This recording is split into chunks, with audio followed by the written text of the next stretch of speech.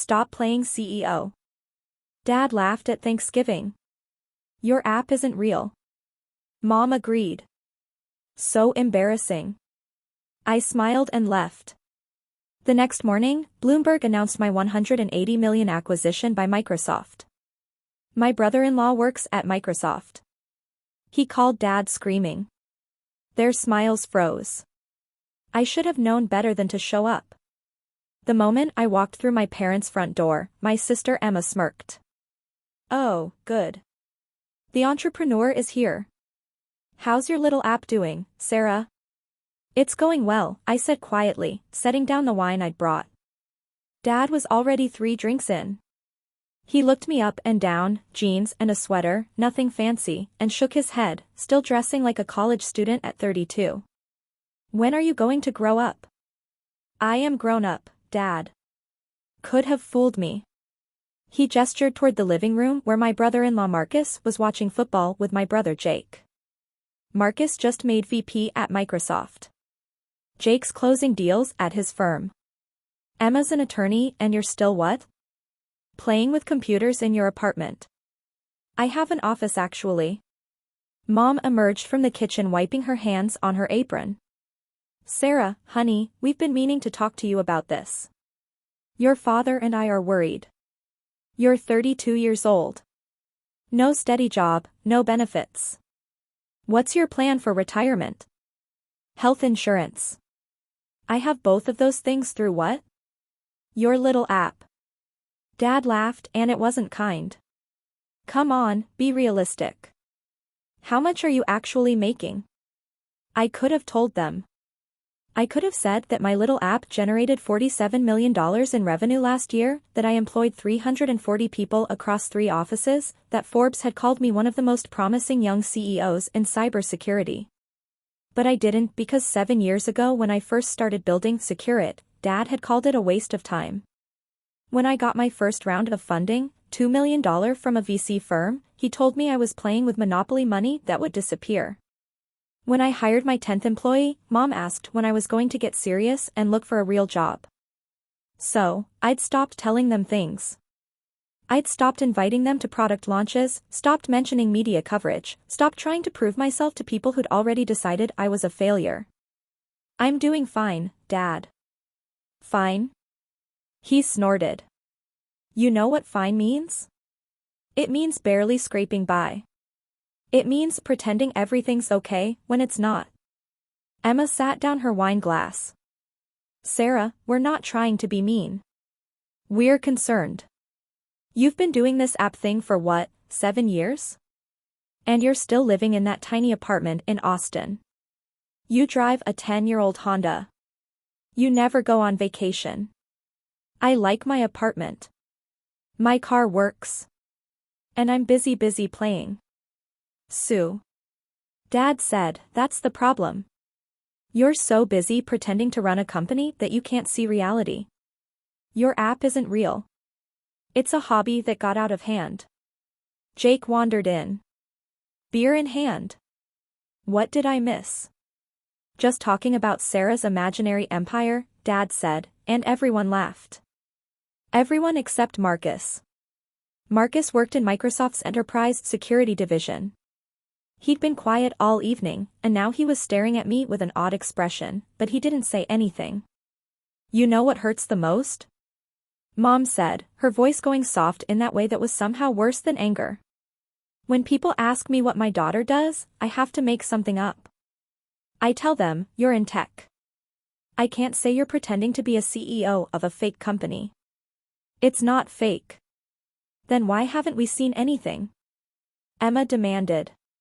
No office, no employees we've met, no proof whatsoever. For all we know, you're sitting in your apartment playing on your laptop all day. I have an office. I have employees. Sure you do. Dad stood up swaying slightly. You know what I think? I think you're embarrassed. I think this whole thing collapsed and you're too proud to admit it. That's why you won't show us anything. That's why you're always too busy to visit. You're hiding. I'm not hiding. Then prove it. Show us your office. Introduce us to your employees. Show us one shred of evidence that this app company actually exists. I stood there holding my wine glass, feeling 7 years of dismissal pressing down on me. I could have pulled out my phone, shown them the Bloomberg article from 3 months ago about Sequoia's explosive growth, shown them my LinkedIn with 47,000 followers, shown them anything. I was tired. I don't need to prove anything to you because you can't. Jake said, come on, Sarah. Just admit it. The app thing didn't work out. It's not your fault. Most startups fail, but you need to move on. Get a real job. It's embarrassing watching you cling to this fantasy. My career isn't a fantasy. Stop playing, Sue. Dad laughed, saying it like a punchline. That's what you need to hear. Stop playing. Stop pretending. Stop wasting your life on something that isn't real. Your app isn't real, Mom added.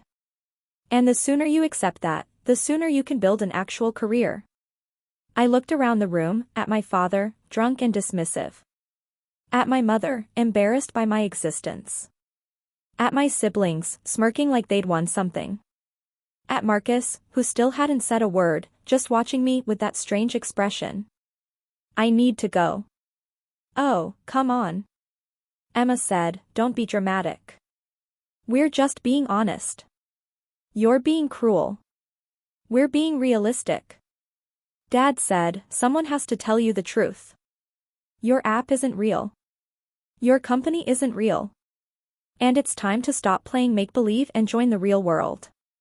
I set down my wine glass very carefully. Happy Thanksgiving. I walked out. Behind me, I heard Mom say, she's so sensitive. We're just trying to help.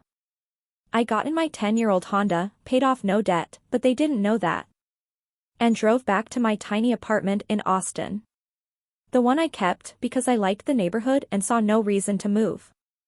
The one that cost $2,400 a month, but could have cost $10,000 and I wouldn't have blinked. I didn't cry. I'd stopped crying about my family 3 years ago. Instead, I called my CFO, Jennifer. How was Thanksgiving? She asked. Dad told me to stop playing. CO said my app isn't real. Long pause. Do they not have Google? Your face has been in Forbes twice. They don't look.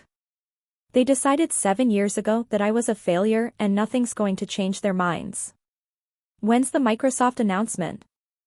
I checked my watch. 14 hours. Oh, Jennifer said softly. Oh no. Oh yes. Sarah Marcus is going to I know your dad is going to I know this is going to be I know. Another pause. Are you okay? I looked at my reflection in the rearview mirror. 32 years old, built a $180 million company from nothing, about to close the biggest acquisition in cybersecurity history, and my family thought I was unemployed. I'm fine. See you Monday. I hung up and went inside my tiny apartment, 2,400 feet, 2 bedrooms, corner unit with a balcony overlooking the city. I'd bought the entire building 2 years ago. My family didn't know that either. I poured myself a real drink and waited for morning. Bloomberg published at 6:47 a.m. Eastern. Microsoft acquires Securit for $180 million in cash. Deal marks tech giant's largest cybersecurity acquisition this year. Sarah Chin, 32, will join Microsoft as VP of Enterprise Security. My phone started ringing at 6:51 a.m. Jennifer, it's live. My head of PR, David, 23 media requests already. My lead investor, Catherine. Congratulations. This is extraordinary.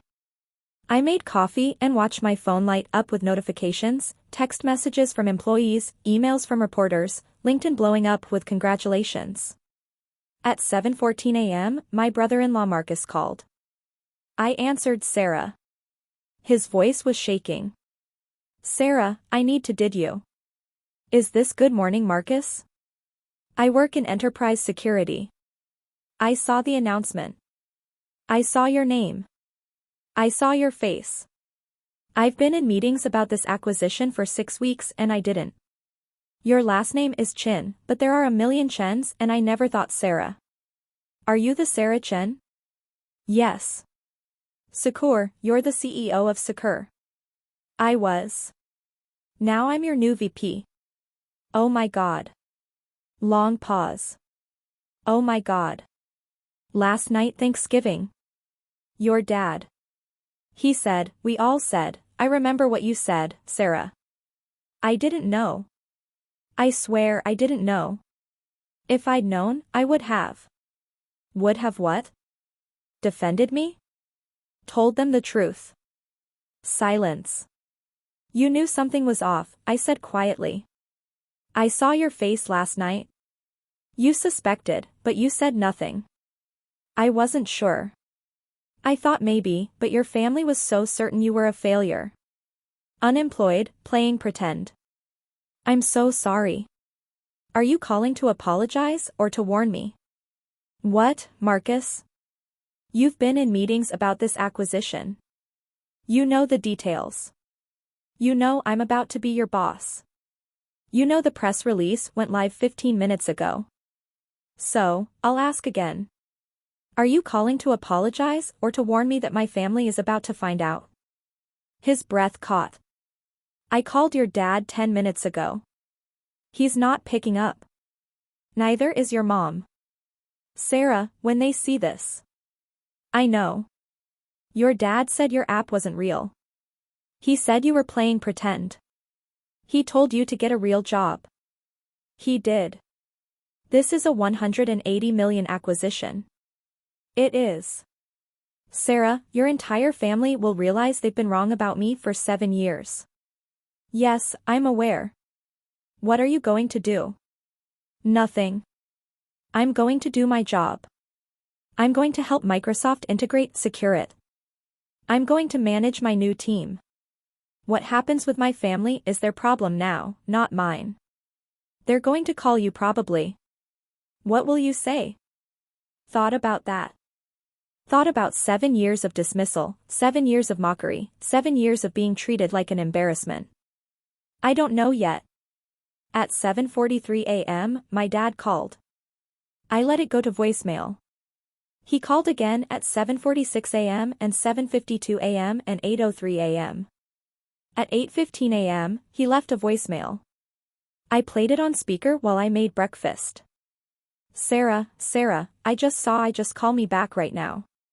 Call me back immediately. Mom called at 8:21 a.m. I didn't answer.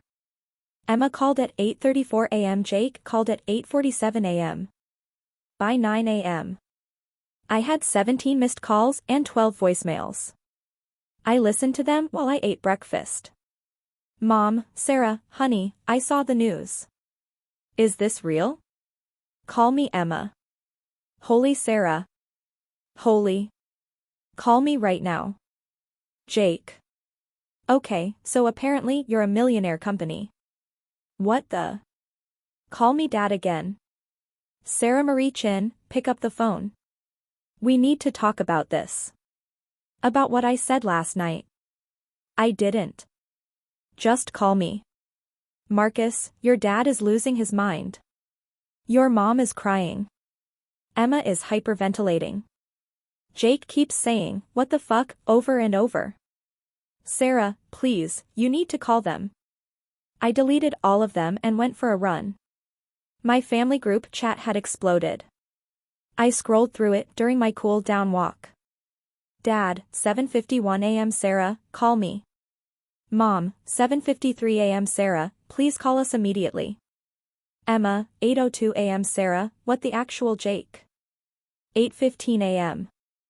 Did you actually sell your company to Microsoft for $180 million? Emma, 8:17 a.m. Bloomberg says you're joining as VP. Emma, 8:18 a.m. Forbes called you a rising star in cybersecurity. Jake, 8:19 a.m. There are articles about you. Jake, 8:20 a.m. Like a lot of articles. Mom, 8:23 a.m. Sweetheart, we need to talk about this. Dad, 8:34 a.m. Sarah, this isn't funny. Answer your phone. Emma, 8:41 a.m. I just found your LinkedIn. 47,000 followers. Emma, 8:42 a.m. You've been on CNBC. Jake, 8:45 a.m. There's a TechCrunch article from 6 months ago calling you a cybersecurity visionary. Marcus, 8:51 a.m. She's not answering anyone. Dad, 9:03 a.m. Sarah Marie, and call me right now. Mom, 9:07 a.m. We're all very confused and we need to talk to you. Emma, 9:12 a.m. Wait, did she build Secure It? She didn't just work there. Jake, 9:15 a.m. She founded it 7 years ago. Jake, 9:16 a.m. She's been the code the entire time. Emma, 9:18 a.m. So when we were making fun of her little app, Jake, 9:19 a.m. It was a $180 million company. Marcus, 9:24 a.m. I've been in meetings about Secure 6 weeks. It's the most sophisticated enterprise security platform in the industry. Everyone at Microsoft is excited about this acquisition. Dad, 9:31 a.m. Marcus, why didn't you tell us? Marcus, 9:33 a.m. I didn't know it was Sarah's company. She never told us the name. You guys were so certain she was failing that I never made the connection. Mom, 9:41 a.m. Sarah, please call us. We need to understand what's happening. Dad, 9:52 a.m. We're coming to Austin. I stared at that last message for a long time. Then I typed, don't. The chat went silent for 30 seconds. Dad, 9:54 a.m. What do you mean don't? Me? 9:55 a.m. I mean, don't come to Austin. I don't want to see you. Mom, 9:56 a.m. Sarah, you're being unreasonable. Me, 9:56 a.m. Am I Emma? 9:57 a.m. Sarah, we didn't know me. 9:57 a.m. You didn't ask, Jake. 9:58 a.m. You never told us me. 9:59 a.m.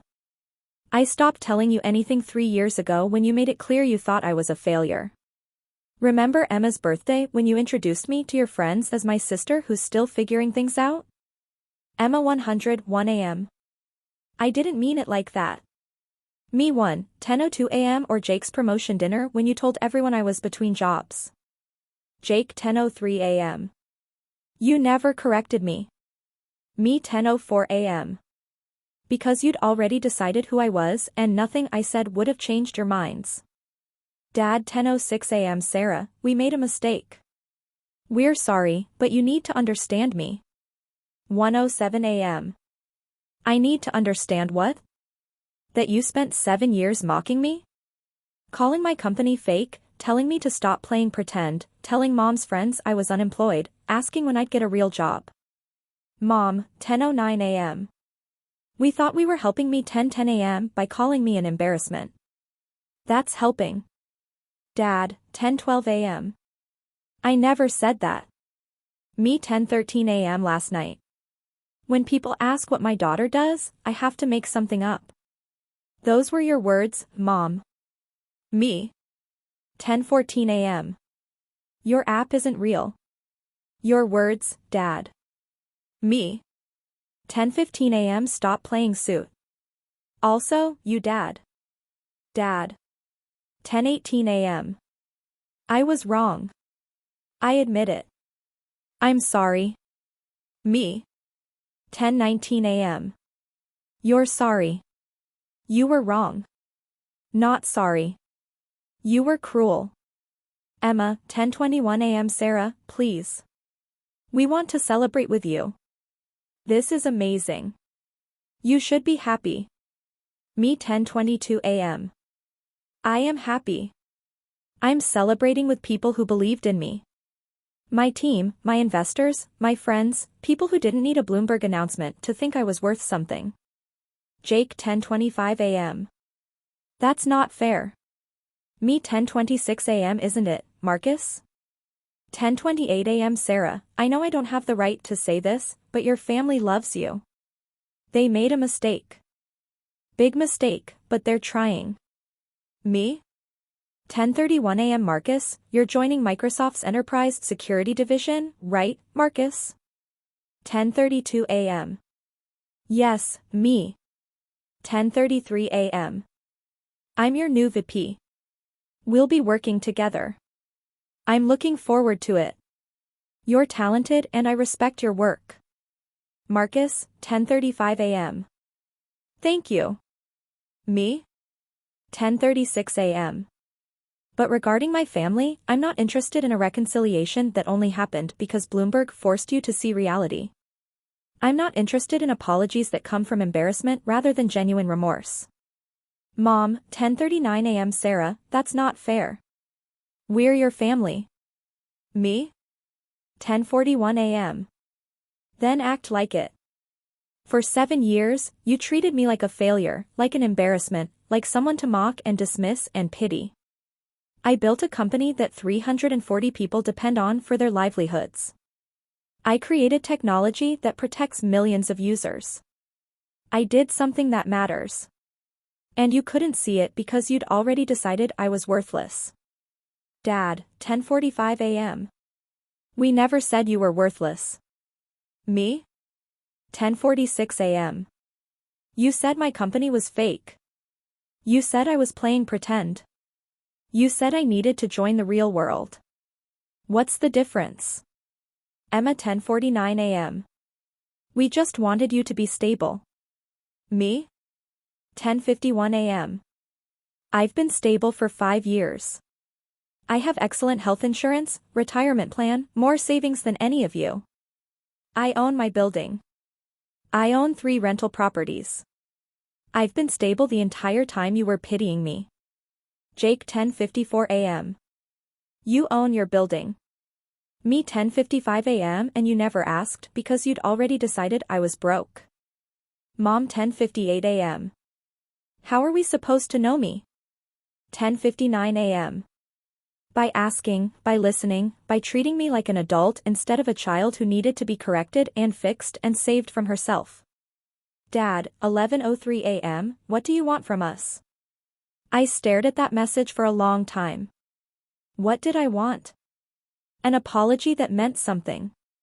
Time to process 7 years of dismissal. Space to enjoy my success without them trying to claim credit or celebration they hadn't earned. Me, 11:12 a.m. I want you to understand that actions have consequences. You spent 7 years making me feel small, making me question myself, making me feel like I had to prove my worth to my own family. And the worst part, I almost started believing you. 3 years ago, I had a panic attack before a major presentation because Dad's voice in my head kept saying, "Your app isn't real." I had to go to therapy to undo the damage you caused. Mom, 11:15 a.m. Oh, sweetheart. Me, 11:16 a.m. Don't do that. Don't, sweetheart. Me, now that you know I'm successful. Where was that gentleness when you needed it? When I was working 90-hour weeks to build something real, when I was scared and exhausted and fighting to keep my company alive, you weren't there. You were busy being embarrassed by me, Emma. 11:9 a.m. We love you. Me. 11:20 a.m. You love the idea of me. The version of me that fits your expectations. The Sarah who makes you proud, but you didn't love the Sarah who was building something. The Sarah who was scared and uncertain but trying anyway. That Sarah embarrassed you, Dad. 11:24 a.m. That's not true. Me? 11:25 a.m. isn't it? Tell me, Dad, when was the last time you asked me about my work? When was the last time you asked me anything beyond when are you going to get a real job? No response. Me, 11:29 a.m. That's what I thought. Marcus, 11:32 a.m. Sarah, what can they do? What would make this right? Me, 11:35 a.m. Nothing. That's the point. Some things can't be fixed with an apology. Some damage is permanent. You can't spend 7 years telling someone they're a failure and then expect them to forgive you the moment you realize you were wrong. Jake, 11:39 a.m. So that's it. You're just done with us. Me 11:41 a.m. I don't know. I need time. I need space. I need to process the fact that my own family thought so little of me that a Bloomberg announcement was the only thing that could change your minds. Mom. 11:44 a.m. Please don't shut us out. Me? 11:46 a.m. You shut me out first for 7 years now. You know how it feels. I muted the group chat and put my phone away. The media coverage was relentless. TechCrunch ran a feature, How Sarah Chin Built Securit in Silence. Forbes published The CEO Who Didn't Need Validation, Sarah Chen's Quiet Empire. CNBC interviewed me about the acquisition and the host asked about my family. I smiled politely and said, I prefer to keep my personal life private. My family kept calling. I didn't answer. Instead, I threw myself into the Microsoft transition, meetings with their executive team, integration planning for my 340 employees, strategy sessions for the future of enterprise security. Marcus was professional and respectful. He never brought up Thanksgiving. He worked hard, contributed good ideas, and treated me with the difference my position deserved. 2 weeks after the announcement, he caught me after a meeting. Sarah, can I talk to you? Not as colleagues, as family. We're not family, Marcus. You're married to my sister. That's not the same thing. Fair enough. Can I talk to you anyway? I sighed. 5 minutes. We walked to the coffee shop downstairs from Microsoft's Austin office. Marcus bought 2 lattes. We sat in the corner. Your family is falling apart, he said quietly. That's not my problem. Emma cries every night. She's convinced she's lost you forever. Your parents fight constantly, blaming each other for what happened. Jake keeps calling me asking how to fix this. And you think I should help them? I think you should know the impact this is having. Marcus, do you know what impact they had on me? Do you know how many therapy sessions I've had to process the way my own family treated me? Do you know what it's like to build something extraordinary while your parents tell everyone you're unemployed? No, I don't. And I'm not defending them. What they did was cruel and wrong, but Sarah, they're destroyed. They know they made a mistake. They know they look bad. That's not the same thing. He nodded slowly. You're right. But for what it's worth, I think Emma genuinely understands what she did. She showed me text from 3 years ago where she called you the family embarrassment. She's mortified. She should be. She is.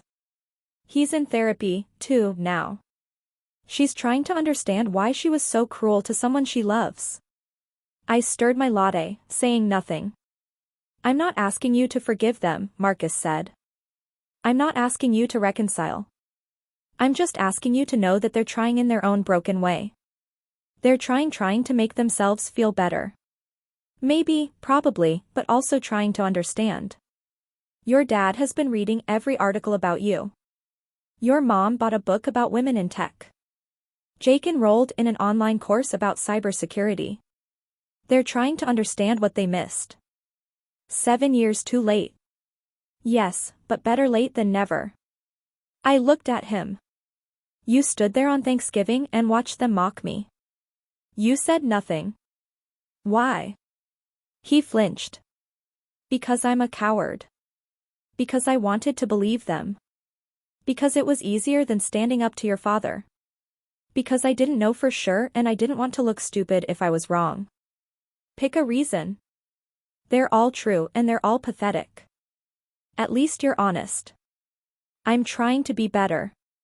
Emma is trying to be better. Your whole family is trying to be better. But they can't do that without you eventually letting them try. Eventually, I said, not now. When? I don't know. When I'm ready, when I've processed this, when I can look at them without feeling 7 years of dismissal crushing my chest. When their apologies come from genuine remorse instead of embarrassment. When I believe they've actually changed. Marcus nodded. That's fair, is it? Because it doesn't feel fair. Feels like I'm being punished for their mistakes. Like I have to do the work of forgiving them when they're the ones who hurt me. You don't have to forgive them. Then why are you here? Because I care about you, because you're brilliant and talented and you deserve better than what your family gave you. And because I think you're right to take your time, but I also think you should know they're trying. I finished my lot. Thanks for the coffee, Marcus. I'll see you in the integration meeting tomorrow. Sarah, 5 minutes are up. He nodded and left. I sat there for another 20 minutes staring at my phone. 43 unread messages from my family. I opened one from Emma. Emma, I found a video of you giving a keynote at a security conference 2 years ago. You were brilliant, confident, funny, everything I never saw because I was too busy judging you. I'm so sorry I didn't ask to see this side of you. I'm so sorry I decided who you were instead of learning who you'd become. I love you. I'm proud of you and I understand if you never want to speak to me again. I closed the message without responding. The Microsoft integration was complete. Secure's technology was now powering enterprise security for 200,000 businesses worldwide. My team was thriving. My career was exactly where I wanted it to be. My family was still texting. Not every day. Not begging anymore. Just quiet messages of support. Mom, saw you on CNBC today. You were wonderful. Dad, read your interview in the Wall Street Journal. Very impressed. Emma, your team posted about winning an industry award. Congratulations, Jake. Found an article about Secure's impact on healthcare security. You're saving lives. That's incredible. I didn't respond to most of them, but I read them and slowly, very slowly, the anger started to fade. Not forgiveness, not yet.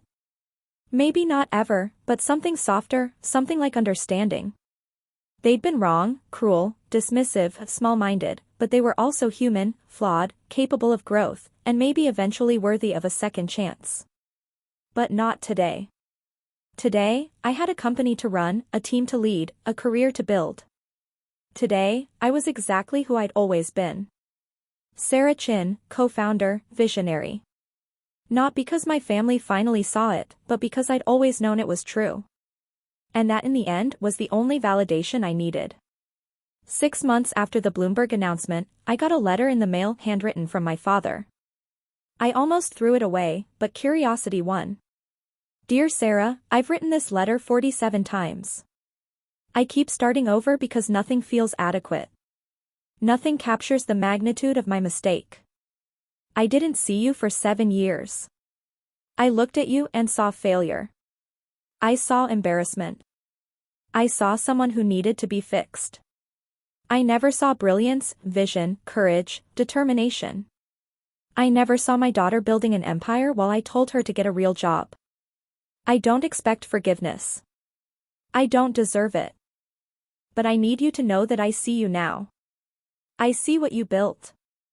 I see what you accomplished. I see the strength it took to keep going when your own family doubted you. I see you, Sarah, finally, truly, completely. And I'm so desperately sorry it took a Bloomberg announcement to open my eyes. I love you.